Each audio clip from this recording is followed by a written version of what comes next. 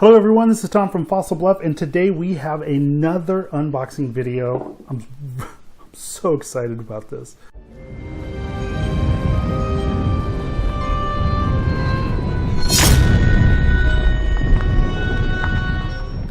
Alright, so as with all of my unboxing videos, the first thing I do is get out my sharp pointy thing. Let me just drop this camera a little bit. Get you a better view. There we go, looking good. Okay, so here's the box.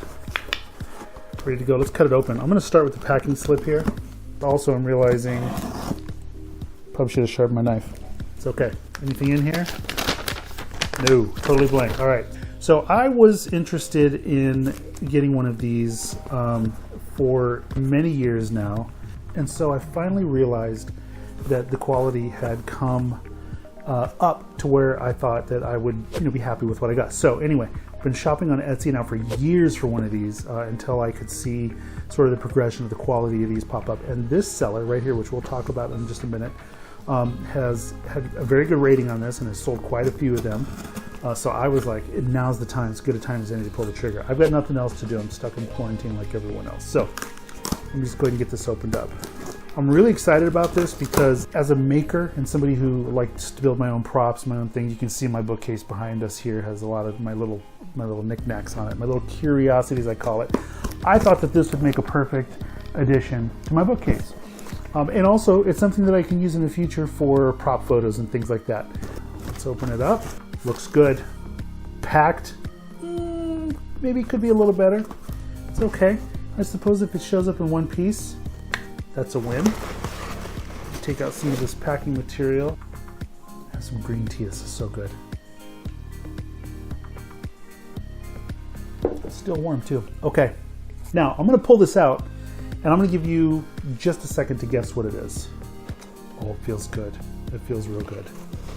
Please don't be exposed. I want you to be as surprised as I am. I feel a little bit like it's Christmas. Hold on. This is what we're going to do. Wrapped in newspaper. Let me reach in. It's a business card. Here's the product, FanBilt props, right? So this is, now you're finding out this is a movie prop. Now check out the shape of this. What do you think this could be? The big reveal is coming.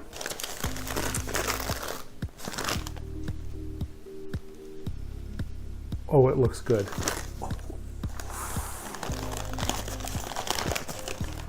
Oh, it looks real good.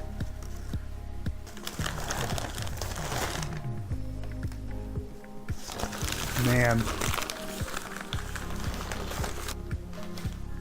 look at this.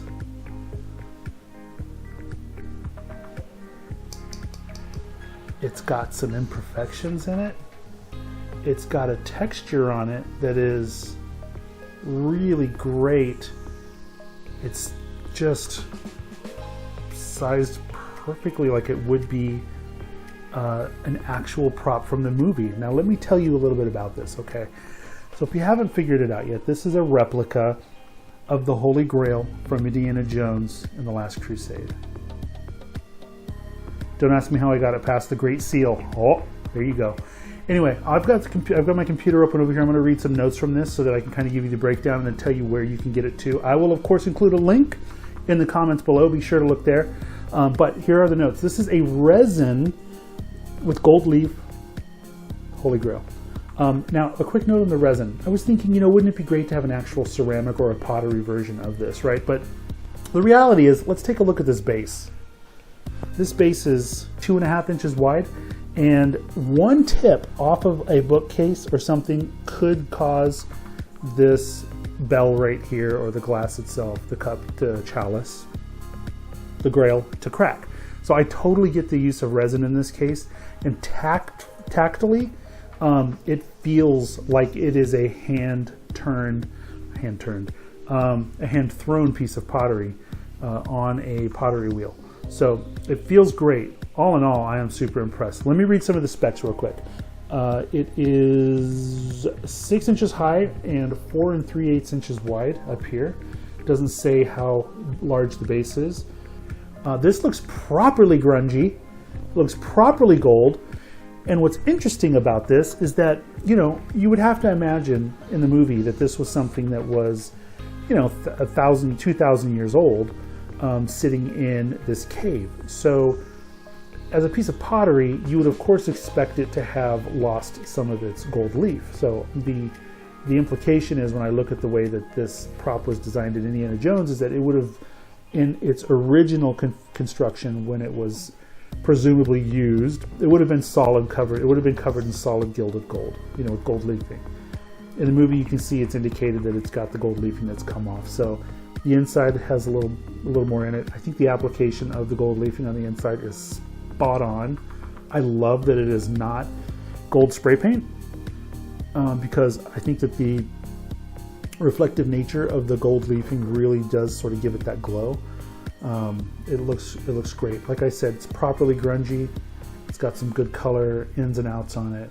It's made very well. It weighs, it's got a decent weight to it, that it's not feather light, but it's not really too heavy. And like I said, I'm not afraid if this thing gets knocked over. I'm not going to knock it over for you, but I'm not afraid of it to get knocked over. So my overall impression is I'm definitely going to give this seller a 5-star rating. Again, it's made by FanBilt Props, but I know that there are people who will demand a ceramic version, and that will have each one handmade, and they will be far more accurate. But like I said, the tooth and the texture on this looks great. The gold leaf on the inside looks absolutely phenomenal. Look at this reflection down there. Oh, a little blood. And the base looks good. It looks great. So anyway, wrapping up, FanBilt Props on Etsy is who I would choose to go with if I was going to buy a Holy Grail replica. Thank you so much for this time. I hope you enjoyed this little video and this little review. And I would toast out of this, but I'm not going to. Have a great one. Bye-bye.